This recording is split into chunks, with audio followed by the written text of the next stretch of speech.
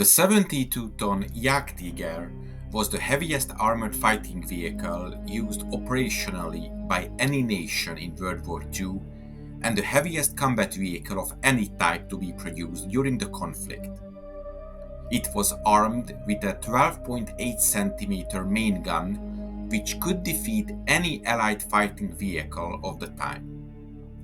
Only around 80 were produced, and each saw service from late 1944 until the end of the war. However, it is a little known fact that Germany had a self-propelled tank destroyer with a similar 12.8 cm anti-tank gun already in 1942, commonly known as the Sturer Emil or Stubborn Emil. Though only 2 units were ever built, this experimental tank destroyer demonstrated significant firepower and potential on the battlefield. The Stubborn Emil was developed as a response to Germany's need for more powerful anti-tank weapons, capable of dealing with the heavily armed Soviet tanks such as the KV-1. The project utilized the chassis of the VK-30.01, a prototype heavy tank developed by Henschel Company. The overall scheme of the design was similar to the Panzer IV tank, but it was larger and it used overlapping wheels. Only 4 chassis were completed by 1942, but none received turrets. The chassis was modified to accommodate a 12.8 cm K-40 gun, a weapon derived from an anti-aircraft gun and adapted for ground combat. It was based on the 12.8 cm Flak 40, one of the most effective heavy anti-aircraft guns of its era. The total weight of the Flak-Zwilling twin gun mount system was over 26 tons, making it impossible to tow cross-country. So this anti-aircraft gun was used in static, defensive applications like flak towers in large German cities. Love diving deeper into military history?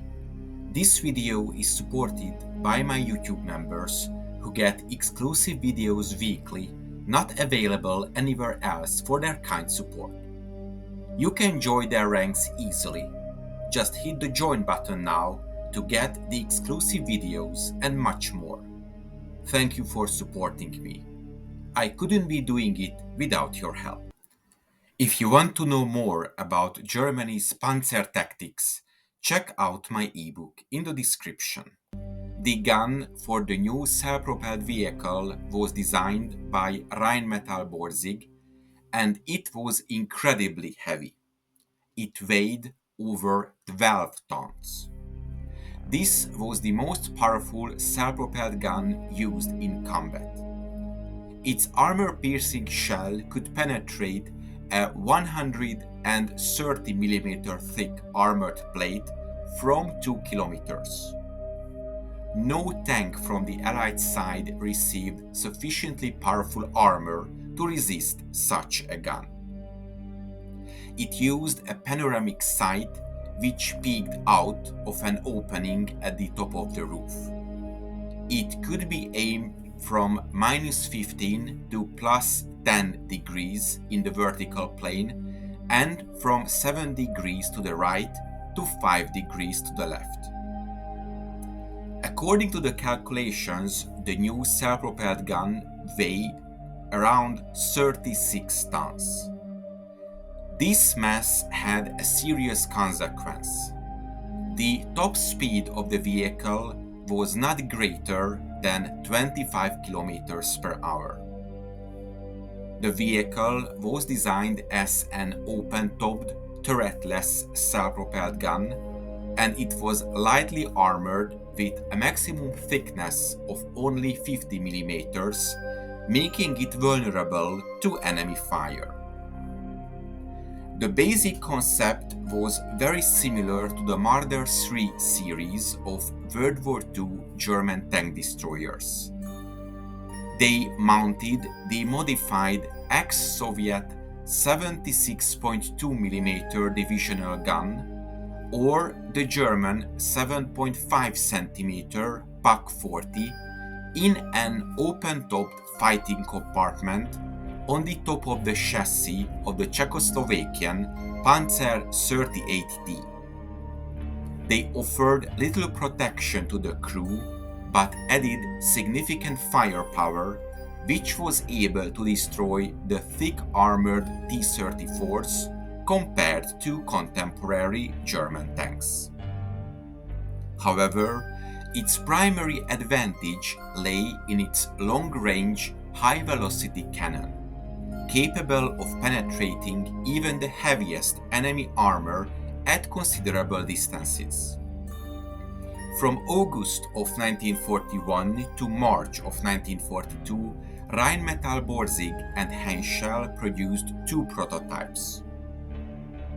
The two vehicles, named Max and Moritz, were troop tested in Russia in the middle of 1942. Both prototypes performed successfully, but the development of this project was cancelled in favor of the Tiger I heavy tank. Both heavy tank destroyers saw service with the 521st Panzerjägerabteilung or Tank Destroyer Battalion. This battalion had two companies of Marder II tank destroyers, one company of Panzerjäger I tank destroyers, and one platoon with the two Sturer Emils. One of the two prototypes was destroyed in combat, while the other one, with 22 kills rings painted on its gun barrel, was captured intact in January of 1943 in the Stalingrad area. The results of their use were mixed.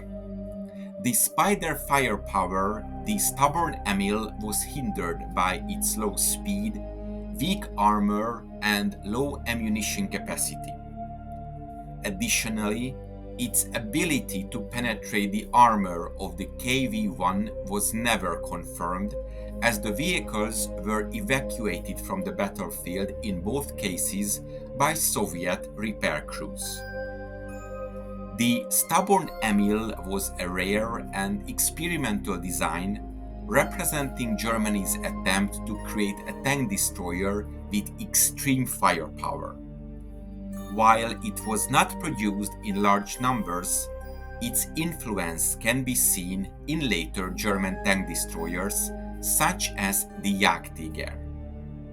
Today, one surviving Sturer Emil can still be viewed in the Kubinka Tank Museum in Russia, serving as a reminder of Germany's innovative, yet often impractical wartime experiments.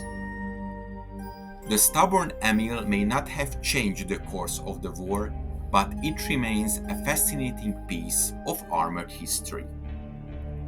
I hope you enjoyed this episode. If you want to support my channel, check out the PayPal donation link in the description or consider becoming a member.